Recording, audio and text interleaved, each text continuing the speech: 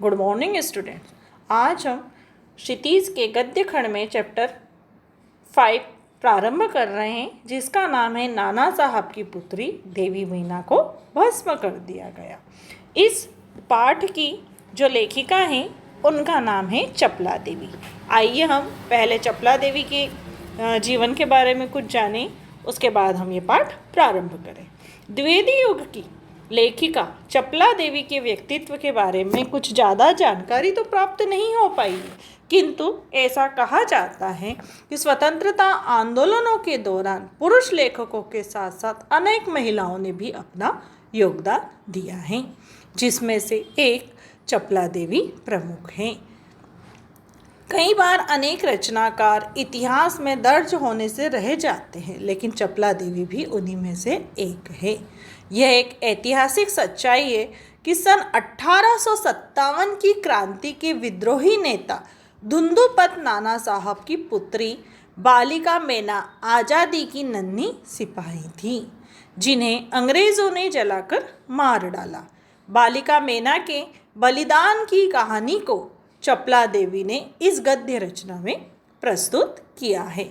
यह गद्य रचना जिस शैली में लिखी गई है उसे हम रिपोर्टाज का प्रारंभिक रूप कह सकते हैं। ये जो कहानी है बेटा, सन 1857 की क्रांति की वास्तविकता कहानी को चपला देवी ने यहाँ पर प्रस्तुत किया है। मातृभूमि की स्वतंत्रता और उनकी रक्षा के लिए जिन्होंने अपने प्राण न्यौछावर कर दिए, उनके जीवन का उत्कर्ष हमारे लिए गौरव और सम्मान की बात है। उस गौरवशाली किंतु विस्मृत परंपरा से किशोर पीढ़ी को परिचित करने के उद्देश्य से इस रचना को हिंदू पंच के बलिदान अंक में लिया गया है। हिंदी गद्य के प्रारंभिक रूप को विद्यार्थी जान पाए, इस गद्य रचना को मुद्रण और वर्तनी के बिना किसी परिवर्तन के अविकल प्रस्तुत करने का प्रयास किया है। आइए हम जानें नाना साहब की पुत्री देवी मेना को भस्म करने की कहानी।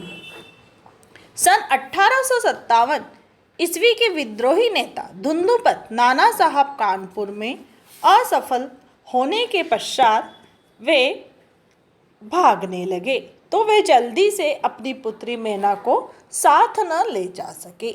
देवी मेना बिठूर में पिता के महल में रहती थी, पर विद्रोह दमन करने के बाद अंग्रेज़ों ने बड़ी ही क्रूरता से उस निरीह के निरपराध देवी अग्नि में भस्म कर दिया। उनका रोमांचकारी वर्णन पाषाण हृदय को एक बार द्रवीभूत कर देता है। द्रवीभूत कर देना मीन्स कम उम्र की, द्रवीभूत कर देना मीन्स करुणा से पिघाल देना, झकझोर देना।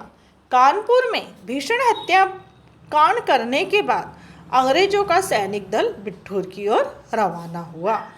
बिठूर में नाना साहब का राजमहल लूट गया, पर उसमें बहुत थोड़ी सी संपत्ति अंग्रेजों के हाथ लगी। इसके बाद अंग्रेजों ने तोप के गोले से नाना साहब का महल भस्म करने का निश्चय किया। सैनिक दल ने जब वहाँ तोपें लगाई, उस समय महल के बरामदे में एक सुंदर सी छोटी सी कन्या बालिका आकर खड़ी हो गई। उसे देखकर अंग्रेज सेनापति को बड़ा आश्चर्य हुआ, क्योंकि महल लूटने के समय वह बालिका वहाँ कहीं नहीं दिखाई न थी। उस बालिका के बरामदे में खड़ी होकर अंग्रेज सेनापति को गोले बरसाने से मना कर दिया।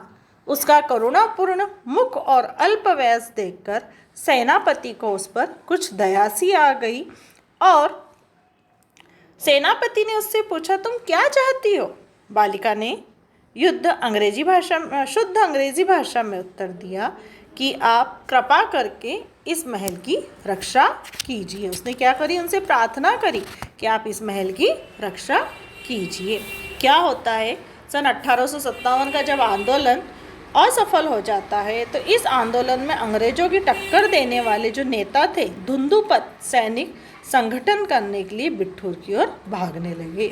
लेकिन जब वो भाग रहे थे तो जल्दी में अपनी पुत्री मेना को वो नहीं ले जा सके, क्योंकि वो उस महल तक पहुंच ही नहीं सके, इसलिए अपनी पुत्री मैना को नहीं ले जा सके। अंग्रेजों ने क्या किया, एक बहुत बड़ा भीषण हत्याकांड किया। इसके बाद वे बिट्ठू नाना साहब के महल को उन्होंने लूटपाट किया और जो थोड़ी बहुत संपत्ति थी उसे लूट लिया।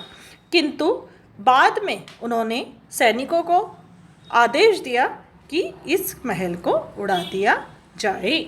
पर अब क्या होता है, एक छोटी सी बालिका बरामदे में आके खड़ी हो जाती है और फिर क्या कहती है कि आप इसे भस्म न करें। सेनापति, क्यों, तुम्हारा इससे क्या उद्देश्य है? बालिका, आप ही बताइए कि यह मकान गिराने में आपका क्या उद्देश्य है? सेनापति, यह मकान विद्रोहियों के नेता नाना साहब का वास स्थान था। सरकार ने इसे विध्वंस करने की आज्ञा दी है।